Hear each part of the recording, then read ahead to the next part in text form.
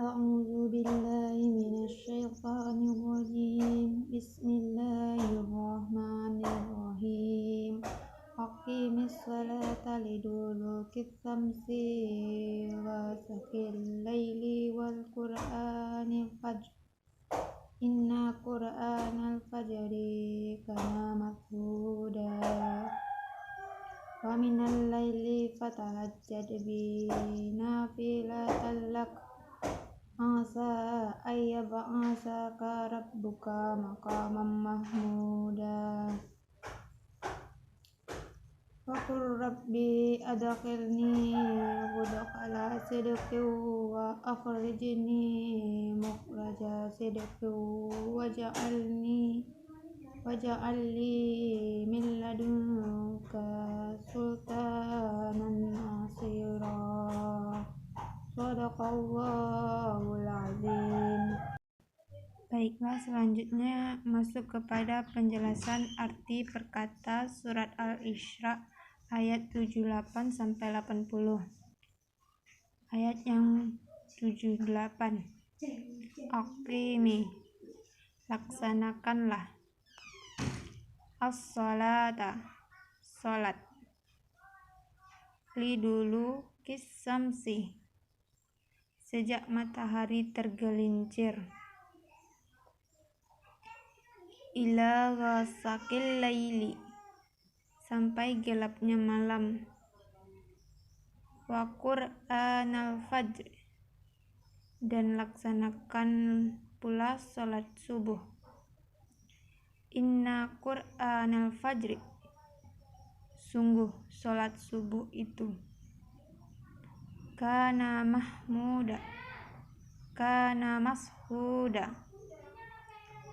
disaksikan oleh malaikat. Selanjutnya ayat 79. Wa minal laili, dan pada sebagian malam. Fatahajjad bihi, laksanakan salat tahajud. Nafilatan lak, sebagai suatu ibadah tambahan bagimu. Asa ayyab'asaka rabbuka, mudah-mudahan Tuhanmu mengangkatmu. Maqama, ke tempat. Mahmuda, yang terpuji.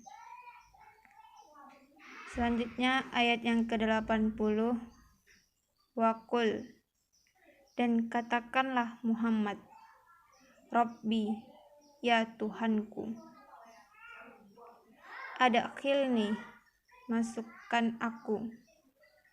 Mudkhala sidqi, ke tempat masuk yang benar. Wa akhrijni, dan keluarkan pula aku. Mukhraja sidqi, ke tempat keluar yang benar. Waj'alni, dan berikanlah kepadaku. Min ladunka, dari sisimu. Sultanan nasira, kekuasaan yang dapat menolongku. Selanjutnya arti keseluruhan dari surat Al-Isra ayat 78 sampai 80. Laksanakanlah salat matahari tergelincir sampai gelapnya malam, dan laksanakan pula salat subuh. Sungguh salat subuh itu disaksikan oleh malaikat. Dan pada sebagian malam, lakukanlah salat tahajud sebagai suatu ibadah tambahan bagimu.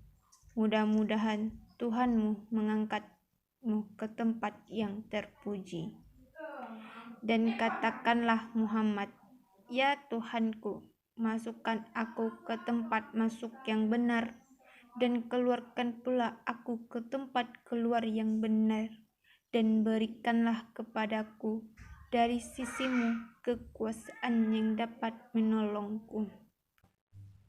Selanjutnya tafsiran surat Al-Isra ayat 78 sampai 80. Kita akan membahas ayat yang pertama, yaitu ayat 78.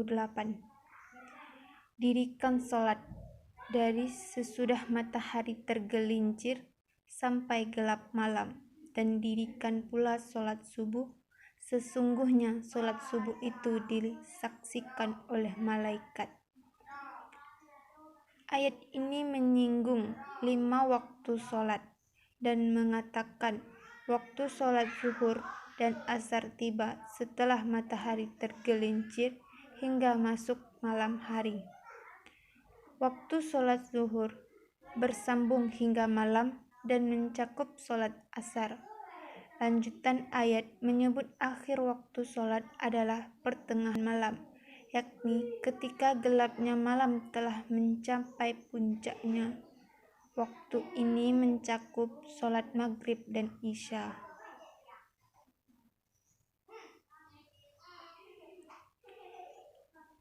Waktu 4 sholat, sholat zuhur, asar, maghrib, dan isya saling bersambung.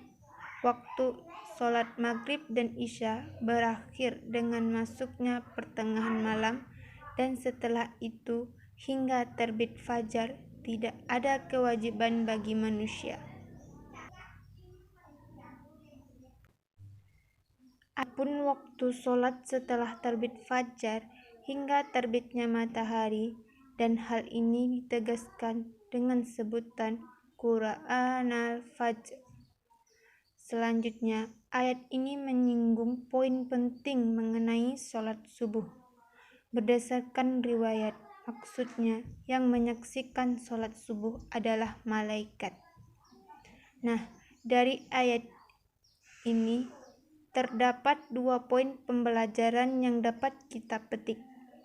Yang pertama, kriteria hukum syar'i adalah urusan natural seperti bulan dan matahari, hingga dengan bisa dipahami oleh masyarakat.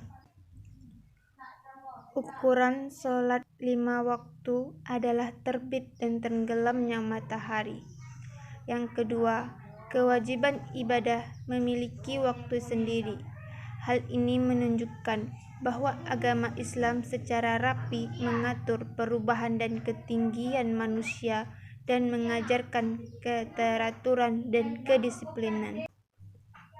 Baiklah, selanjutnya tafsiran ayat yang ke-79. Dan pada sebagian malam hari dirikanlah sholat tahajud sebagai suatu ibadah tambahan bagimu. Mudah-mudahan Tuhanmu mengangkat kamu ke tempat yang terpuji. Setelah menjelaskan sholat 5 waktu, ayat ini memerintahkan Rasulullah sebagai Nabi berkewajiban untuk menunaikan sholat malam, bangun di malam hari dan mengisinya dengan sholat dan membaca Al-Quran, sehingga mencapai kedudukan yang tinggi. Meskipun ayat ini tidak menyebut sholat malam dan prinsip bangun malam, namun berbagai riwayat menjelaskan bahwa maksud ayat ini bukan hanya bangun dari tidur, tetapi mendirikan sholat malam dan dibarengi taubat serta memohon ampunan Allah Subhanahu wa Ta'ala. Sholat ini diwajibkan kepada Rasulullah dan disunahkan kepada umat Islam.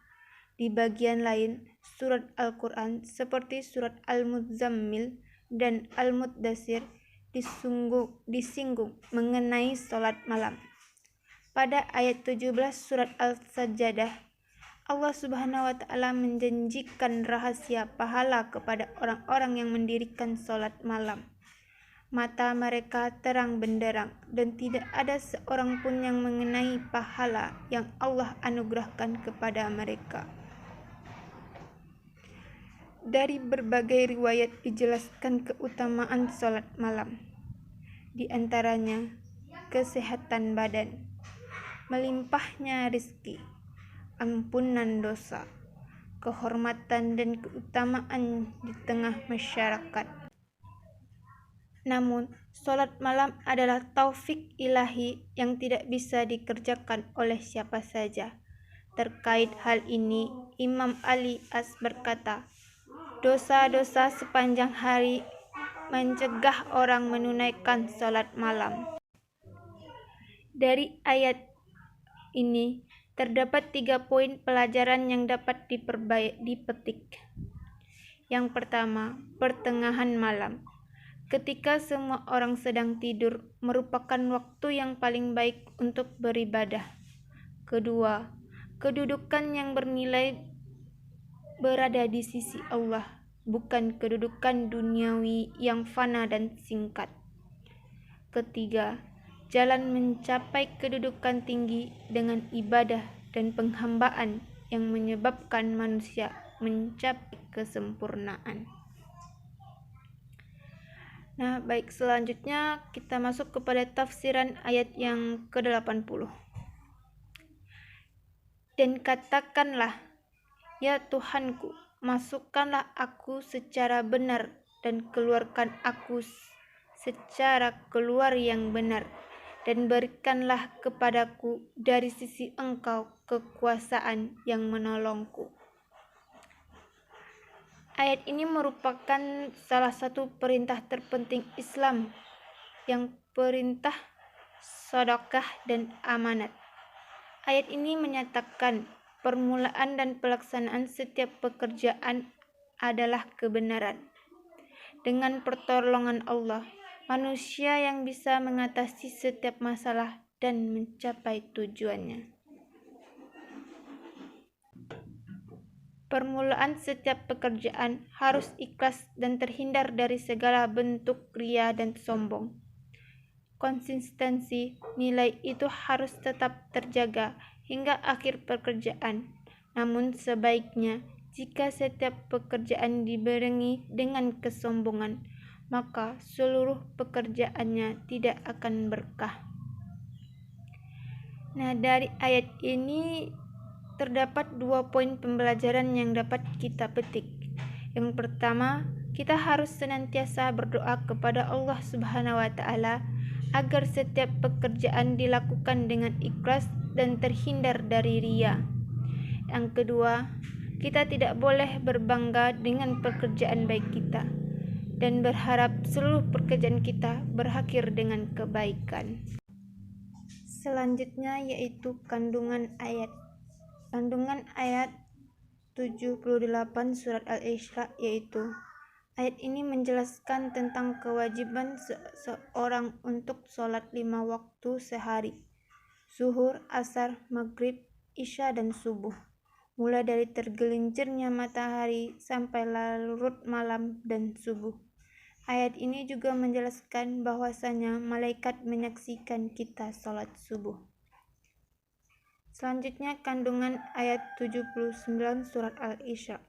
Ayat ini menjelaskan Allah menganjurkan kita untuk melakukan ibadah tahajud pada waktu tengah malam. Hukum ibadah tahajud adalah sunnah yang berfungsi sebagai suatu ibadah tambahan. Adapun kandungan ayat 80 surat Al-Isra ialah di dalamnya terkandung perintah agar Nabi memohon kepada Allah agar memasuki Madinah dengan cara yang benar dan keluar dari Mekah dengan cara yang benar pula. Ada juga yang menafsirkan agar kita memasuki kubur dengan baik dan keluar darinya pada hari bangkit dengan baik pula. Baiklah, sekian penjelasan dari saya. Terlebih dan terkurang saya mohon maaf. Saya akhiri. Wassalamualaikum warahmatullahi wabarakatuh.